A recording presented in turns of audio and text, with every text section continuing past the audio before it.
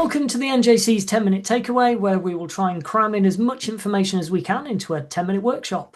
I'm Tom Stenson, audit trainer and head of training for the ADINJC, and today I am joined by Lynne Barry, who is current president of the NJC and past chair, a former teacher and audit trainer. Welcome, Lynne. Hi, Tom. In today's topic, we will be discussing safety critical incidents, and our 10 minutes starts now. How would you describe a safety critical incident then, Lynne? To me, something that's safety critical is something where the pupil couldn't deal with it on their own. You've had to step in and intervene. So you've had to come in verbally, or you've had to come in and physically use dual controls. I don't say to a pupil that on a driving test it would fail, but obviously something that would be a serious or a dangerous fault has to be safety critical. Yeah. And they're very high risk, so they need dealing with in a certain way, and they must be dealt with. I think sometimes people just sort of, because a lot of ADIs are really nice people, and they sort of think, oh, that's only a minute into the lesson, I won't deal with that.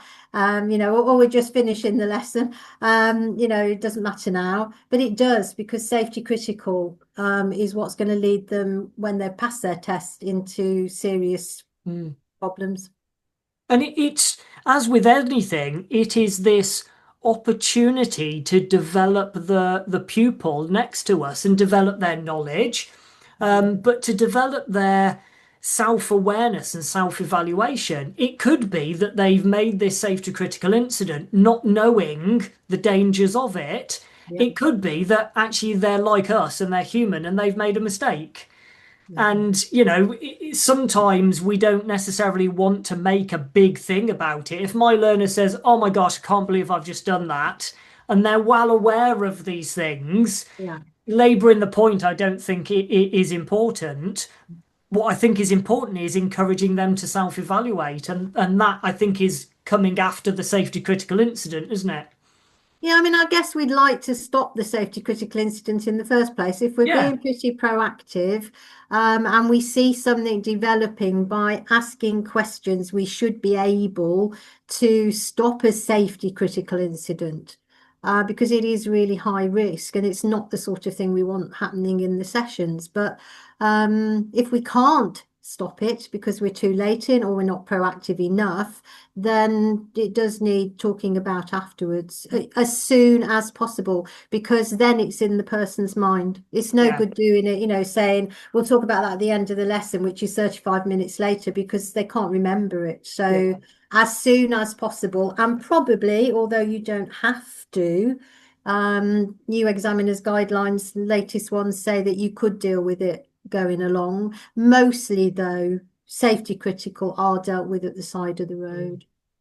I don't know about you. There's something that's I've seen quite a lot is the instructors have said to me, or I've seen on observed lessons where a potential safety critical or a safety critical incident happens, and the instructor has been so concerned to pull up on the side of the road, they've chosen the most ridiculous place to stop, which has now increased the level of risk because they've read, I've got to pull up and I've got to talk about it straight away.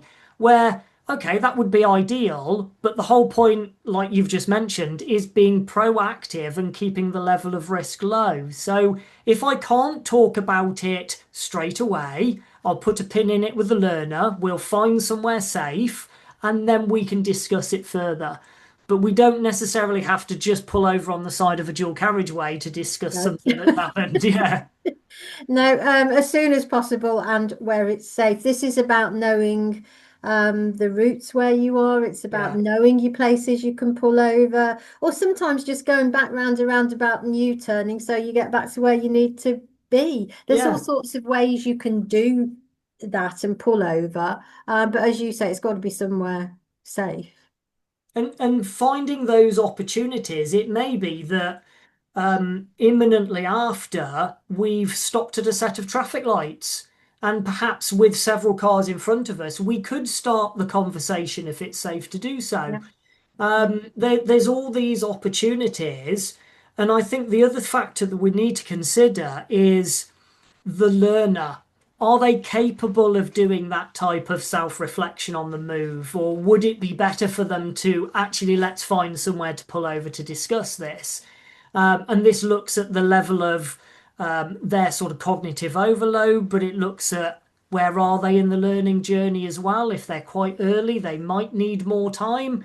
If I've got somebody who is later in the stages, yeah, we might be able to do more on the move. Yeah, I agree. And if you are pulling over and it is somebody that needs quite a bit of help with the incident to understand it, then we can draw pictures, on a whiteboard. We can get the iPad out, providing we've got the car stopped and engines turned off. We can get our diagrams, photos of the area out, Google Maps, whatever, something to help them with it. Yeah. And then discuss, if I hadn't been here, I did such and such.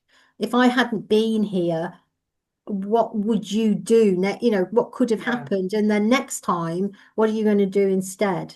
And how should we do that? Do you want to go back round and do it, or should we just get to a different set of traffic lights and have another go, and talk to them about how they want to correct it? Mm.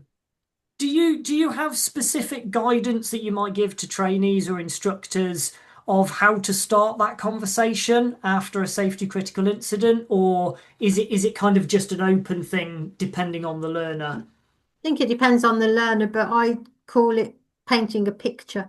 So you Yeah. need to take them back to that place, whether you're saying, do you remember we were at the crossroads, the lights were on green, the blue car was coming towards us and the red car was on the left-hand side, so that they get that picture painted. And if it's with pictures or your own diagram, and lots of ADIs are really good at just drawing little pictures on a whiteboard, Yeah. we're here, whatever. And then it brings and it paints that picture back again, and then the pupil can understand it. Because very often with safety critical, it's because they don't really fully understand what they did. Mm.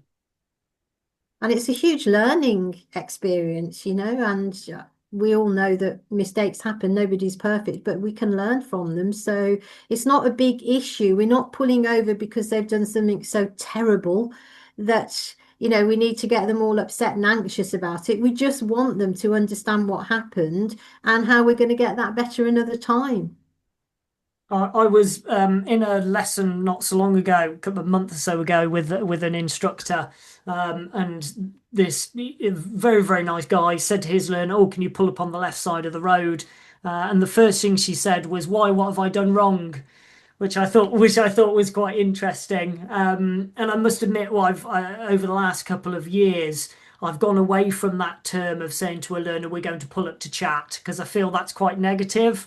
So I'll often now just say, "We're going to pull up and reflect on what's happened," because I think we can Catch up. take the positives, yeah. And like you say there, I think highlighting with the learner that it is, I'm not going to tell you off. It's not that you've done necessarily anything bad. You're learning, and we're going to discuss this. We're going to gather as much from it as you can, so you're better prepared for the next go. The hands again, yeah, exactly. Very true. They don't make mistakes deliberately No. in the main. They don't make them deliberately, so they need to understand them and be able to get better and Mm. improve from them. But I agree, the what have I done wrong? That's why I'm being pulled over. That takes us back many, many years ago. I like to pull over to just catch up or think about what we've Yeah. just done, what just happened back there, so we can understand it.